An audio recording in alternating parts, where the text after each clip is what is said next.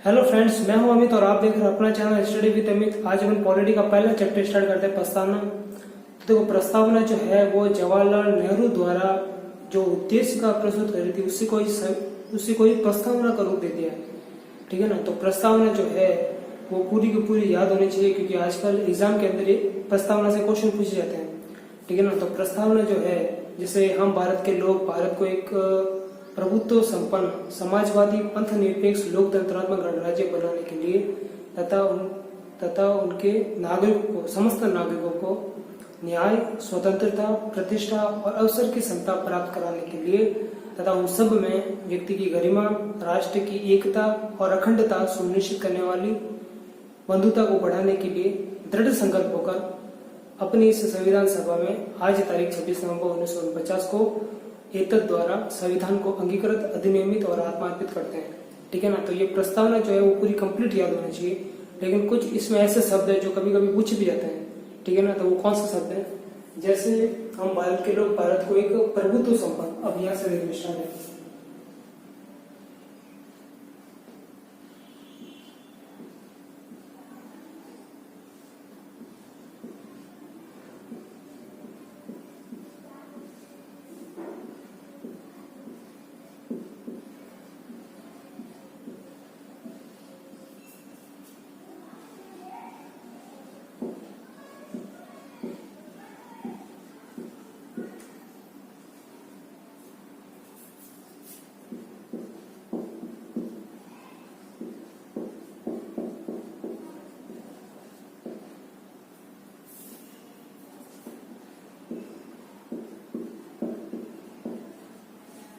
ठीक है ना। एक तो ये लाइन याद होनी चाहिए, प्रभुत्व संपन्न समाजवादी पंथ निरपेक्ष और लोकतंत्रात्मक गणराज्य।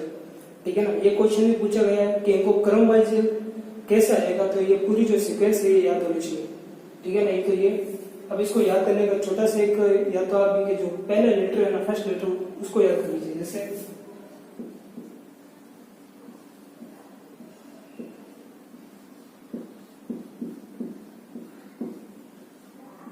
ठीक है ना, शॉर्ट में याद कर लीजिए, प्रभु सब लोग। तो प्रभु सब लोग, ये पूरा याद लीजिएगा। प्रभु, तो प्रभु से हो गया प्रभु तो संपन्न, स से समाजवादी, प से पंथ निरपेक्ष और लो से लोकतंत्रात्मक, ग से गणराज्य। ठीक है ना। एक तो ये चीज याद होनी चाहिए। दूसरा देखो, तथा उनके समस्त नागरिकों को न्याय। अब न्याय भी तीन टाइप के। अब देखो न्याय कौन से, तो शॉर्ट में आप सा, आ, रा। ठीक है ना। ये तीन शब्द आपको याद करने। देखो, सा से क्या हो गया? सामाजिक। आ से हो गया आर्थिक, और रा से हो गया राजनीतिक। ठीक है। ये तीन टाइप के न्याय। और अब स्वतंत्रता, तो जो स्वतंत्रता है, स्वतंत्रता कैसे याद करोगे आप? देखो, 4 अवध को उपासना, बस इतना याद कर लो आप। तो ये जो 5 टाइप की जो स्वतंत्रता है वो याद रखिए। देखो, 4 से क्या हो गया? 4 से हो गया विचार। ठीक है। अ से क्या हो गया? अभिव्यक्ति। व से क्या हो गया? विश्वास। ठीक है। ध से क्या हो गया? धर्म। और उपासना तो लिखा हुआ ही है।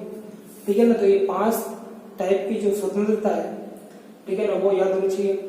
फिर वही लाइक प्रतिष्ठा और अवसर की क्षमता बढ़ाने के लिए, और अब राष्ट्र की एकता और अखंडता।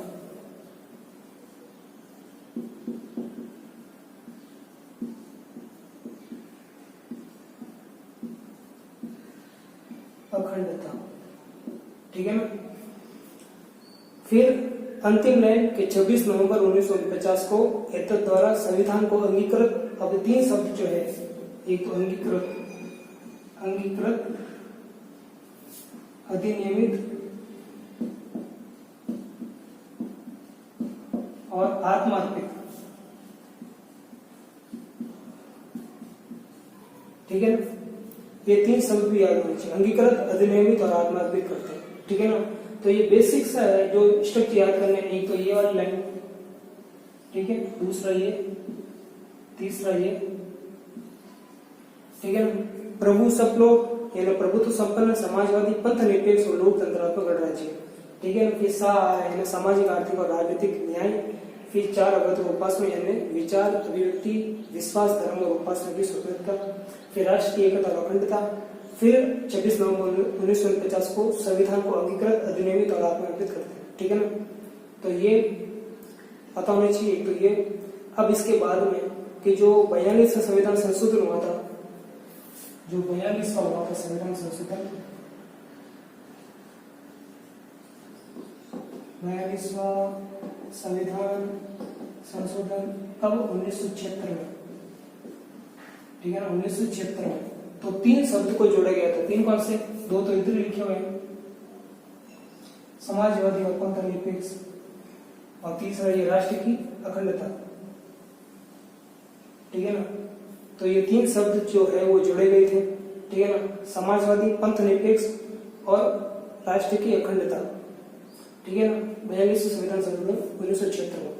अब इसके बाद में आपको देखो ये जो प्रस्तावना है ये क्या संविधान की कुंजी है, ठीक है ना। जवाहरलाल नेहरू ने एक उद्देश्य का प्रस्तुत करी थी, उसी को ही प्रस्तावना का रूप दे दिया है, ठीक है।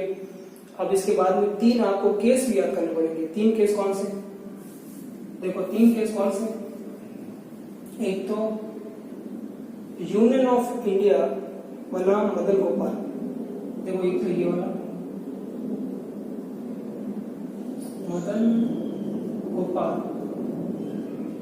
ये है कब? 1957 का, 1957 का है, ठीक है ना। उसके अंदर क्या गया कि प्रस्तावना जो है उसको चेंज नहीं कर सकते। पहले तो ये कह रहे प्रस्तावना को चेंज नहीं कर सकते। फिर बाद में जो केस आया था वो था बेरुवाली वाद का, बेरुवाली वाद केस जो 1960 में आया था, ठीक है ना। इसके अंदर कहा कि जो प्रस्तावना है वो संविधान का अंग ही नहीं है, तो संविधान का अंग नहीं है इसलिए संसद जो है वो उसमें संशोधन नहीं कर सकती है, ठीक है ना। उसके बाद में जो केशवानंद